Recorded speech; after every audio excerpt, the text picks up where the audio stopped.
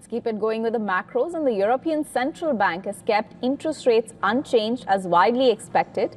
But while the decision itself was uneventful, the message from ECB President Christine Lagarde was notably more cautious.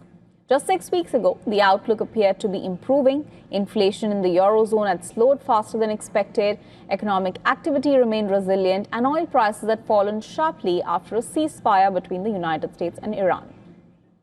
Those developments had strengthened hopes that inflation was moving sustainably towards ECB's 2% target.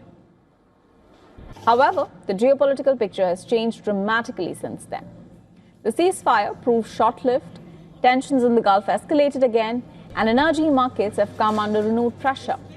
As a result, the ECB is no longer focused on cooling inflation. It is now assessing whether a fresh energy shock could reverse recent progress. The Memorandum of Understanding agreed between the United States and Iran in June constituted a first attempt to resolve the conflict. Recent weeks have brought renewed setbacks, and the geopolitical situation remains fragile.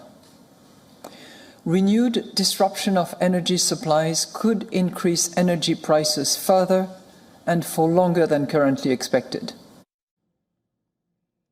The ECB is now closely monitoring both oil and natural gas markets to determine whether shock is temporary or likely to persist. Policymakers are also watching for second-round effects, particularly whether businesses begin raising prices further or workers demand higher wages to offset rising living costs. For now, the ECB says it is not seeing evidence of a wage price spiral, but officials acknowledge that prolonged energy market disruptions could make inflation more persistent across the Eurozone economy. The ECB's next policy meeting in September is now shaping up to be a crucial one. Christine Lagarde revealed that some members of the Governing Council had already raised the possibility of another interest rate increase during this week's discussions. Ultimately, policymakers decided to wait for more evidence before making any move.